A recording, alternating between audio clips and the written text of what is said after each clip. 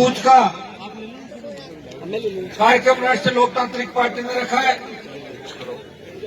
मैं धन्यवाद दूंगा राजस्थान के कोने कोने से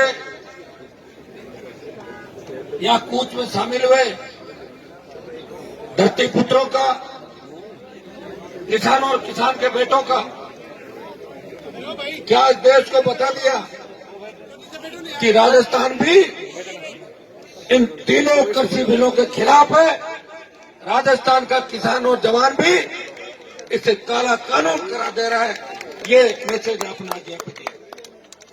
भाइयों, दो जोरदार जयकारे आप लगाए। किसान एकता, राष्ट्रीय लोकतांत्रिक पार्टी।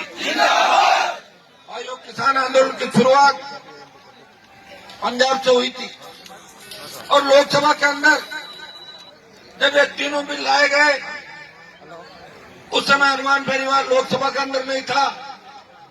कोरोना की झूठी रिपोर्ट बता के मुझे लोकसभा से बाहर कर दिया गया था। अगर मैं लोकसभा के अंदर होता और ये बिल आते तो मैं इन बिलों को फाड़ के लोकसभा के अंदर फेंक देता। इतना कमजोर हनुमान बेनीवाल। जैसे ही मैं बाहर आया, पहली प्रेस कॉन्फ्रेंस करी थी मैंने। तीनों कृषि बिलों का अध्ययन किया और तीनों कृषि बिलों को काला कानून करार दे दिया। भाइयों, तीनों कृषि बिल जिसके अंदर मंडियां खत्म हो जाएगी, कालाबाजारी बढ़ेगी और किसान की जमीन पे गिद्ध दृष्टि लगाए हुए उद्योगपति, पूंजीपति और माफिया कब्जा कर लेंगे। मैं प्रधानमंत्री जी से एनडीए घटक दल होने के नाते, पहले अमित शाह चेयरपर्सन है, उनको मैंने पत्र लिखा कि आप लोग समझें इस बात को, जिद छोड़े और किसानों की मांगे माने, जवानों की मांगे माने। भाइयों, पंचायत चुनाव होने की वजह से व्यक्तिगत उपस्थिति में नहीं दे सका। और मैं ये भी कहना चाहूंगा कि देश के अंदर जो आंदोलन चल रहा है, इस आंदोलन को देश के विभिन्न किसान संगठन चला रहे हैं। मैं भी नहीं चाहता कि मैं राजनीतिक माइलेज और पॉलिटिकल माइलेज इस मामले में लूं, लेकिन मेरे भाइयों को तकलीफ के अंदर देख के, किसानों को तकलीफ के अंदर देख के 33 से ज्यादा किसानों ने शहादत दे दी, लेकिन दिल्ली की सरकार की नींद अभी तक नहीं उड़ी। इसलिए हनुमान बेनीवाल को कूच का रास्ता तैयार करना पड़ा। पिछली 12 तारीख को हजारों भाइयों के साथ मैं आया था शाहजहांपुर बॉर्डर पे। मुझे और मेरे भाइयों को रोका, हरियाणा और दिल्ली पुलिस ने रोका। भाइयों, इच्छा तो हो रही है कि आज सारे बैरियर तोड़ के जबरन दिल्ली के अंदर घुस जाएं। ये मेरा मन हो रहा है, लेकिन जो किसान संगठन अपने से आगे बैठे, वो बार बार एक ही बात कह रहे हैं कि हनुमान जी की सेना हमारा नुकसान कर रही है। यहाँ पे आई कई लोगों ने कहा है। तो मैं उन किसान संगठनों के भाइयों को यही कहना चाहता हूँ, आप अपना शांतिप्रिय आंदोलन जारी रखें। हनुमान बेनीवाल आपके साथ है। इस आंदोलन की शुरुआत जहां से हुई थी, पंजाब से, हरियाणा, उत्तर प्रदेश और दिल्ली से। पंजाब हरियाणा हमारे छोटे भाई है। जहां भी आवश्यकता पड़ेगी, देश को हमने संदेश दिया कि राजस्थान का किसान जवान भी इन बिलों के खिलाफ है। प्रधानमंत्री जी, आप स्वामीनाथन आयोग की रिपोर्ट लागू करो अगर किसानों का भला चाहते हो। और भाइयों, इंडिया के अंदर होने के नाते लोग मुझे ये भी कहते हैं, हनुमान जी तो मोदी की गोद में बैठ गए, तो मैं क्या उस समय राहुल गांधी की गोद में बैठता है, सोनिया की गोद में बैठता? आप बताओ मुझे। मेरी तो इतनी ताकत थी नहीं कि मैं राजस्थान में अकेला 2-5-10 सीट निकाल लेता। अगर इतनी ताकत आपके अंदर आ जाएगी, उस दिन में सारे गठबंधन खुद ही तोड़ दूंगा। अभी पंचायत चुनाव लड़ाए थे, अपनी ताकत को भी पहचान। हनुमान बेनीवाल आया था, कितने जिलों में खाता खुला था जिला परिषद में, बता तो दो यार। सब जिलों के लोग बेटा राजस्थान। भाइयों, ये तो मैं ही मजबूत हूँ। आपको मजबूत करने के लिए हमेशा आगे की पंक्ति में खड़ा मिलता। हमारे ओंकार जी 100 वोट से आगे थे बात। ये दुर्भाग्य है कि हम सबसे ज्यादा मेहनत करते हैं, कोशिश करते हैं, प्रयास करते हैं, लेकिन हमारे ही भाइयों को हमारे खिलाफ हथियार बना के खड़ा कर दिया जाता है। इसी का नाम राजनीति है। अब कुछ तो दिल्ली कर रहे हैं, लेकिन राजस्थान की सरकार के पेट में भी दर्द है। दूसरों को तो कह रहे हैं कि दिल्ली जाओ तुम, लेकिन हनुमान की सेना नहीं जाए, नहीं तो हनुमान किसानों का नेता हो जाएगा। और गहलोत साहब इस चीज को बर्दाश्त नहीं कर पाते। तब से सुबह से आपने देखा होगा 2-3-4 जगह नौजवानों की छोटी मोटी झड़पें भी हो गई थी। आज हमें रोकने के लिए राजस्थान की पुलिस को यहाँ लगाया। क्या आवश्यकता राजस्थान की पुलिस की, यहाँ बताओ। बॉर्डर तो हरियाणा का है, किसका बॉर्डर है? दिल्ली जाना होगा तो कहां से निकलेंगे? हरियाणा से। ये तो चाहते हैं पहले हमसे लड़े और फिर हरियाणा वालों से लड़े, और ये लड़ते लड़ते सड़क पे और लड़ते लड़ते रह जाए, और देश के अंदर ये मैसेज आए कि किसान आंदोलन ठीक चल रहा था, वो तो आरएलपी आई और हनुमान आया और आंदोलन को गलत दिशा देकर चला गया।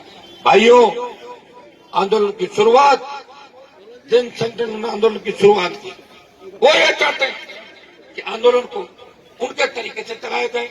वो चाहते हैं कि किसी तरह की राजनीति नहीं हो। और मैं तो मेरी पार्टी के साथ यहाँ सबके साथ आया हूँ, और हर पार्टी का झंडा भी हर आंदोलन में लगा हुआ। कांग्रेस वाला आंदोलन करते हैं, कांग्रेस का झंडा है। कांग्रेस आंदोलन कर रहे हैं, लाल झंडा लगा रखा है। जब आरएलपी आंदोलन में आएगी तो झंडा तो आरएलपी का ही लगेगा, कोई दूसरा झंडा आंदोलन नहीं लगेगा। और मैं आपको विश्वास दिलाता हूँ, एक लोगों की बहुत बड़ी तकलीफ ये भी है, एनडीए के अंदर है, एनडीए के अंदर है। मैं कौन सा कोई फेविकॉल से चिपका हूँ एनडीए के अंदर, आप बताओ? मेरा कोई फेविकॉल से तो चिपका है नहीं। और मैं घोषणा करता हूँ कि तीनों कृषि बिलों के खिलाफ, बाकी जितने भी प्रधानमंत्री के बिल थे, धारा 370 से लेके जो बिल आए, हनुमान बेनीवाल ने उनका समर्थन किया। कृषि बिलों का शुरू से विरोध किया, लेकिन किसानों की दुर्दशा देख के, किसानों की तकलीफ देख के हनुमान बेनीवाल एक घोषणा करता है सभा के अंदर, मैं आज ही एनडीए से अलग होता हूं और एनडीए छोड़ता हूं।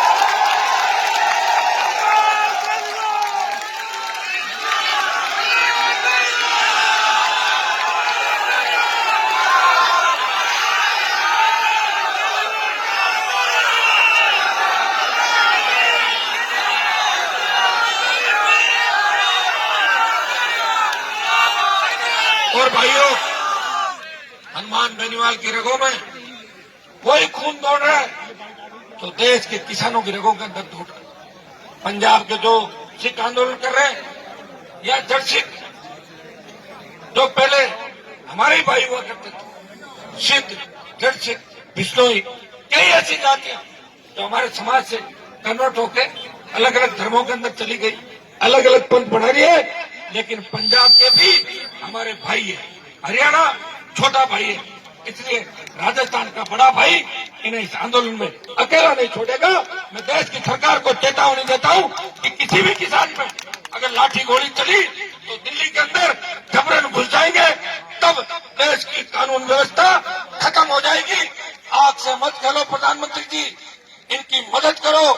जब सरकार बैकफुट पे आ गई, आप अमेंडमेंट करने को तैयार हो तो बिलों को वापस लो। अमेंडमेंट भी लोकसभा में अंदर होगा, तब भी आपकी किरकिरी होगी। जो बात आपने कही उससे पीछे हट गए, फिर अमेंडमेंट क्यों कर रहे हो? उसका मतलब गलती मानी आपने, गलती मानी है तो तीनों बिलों को वापस लो।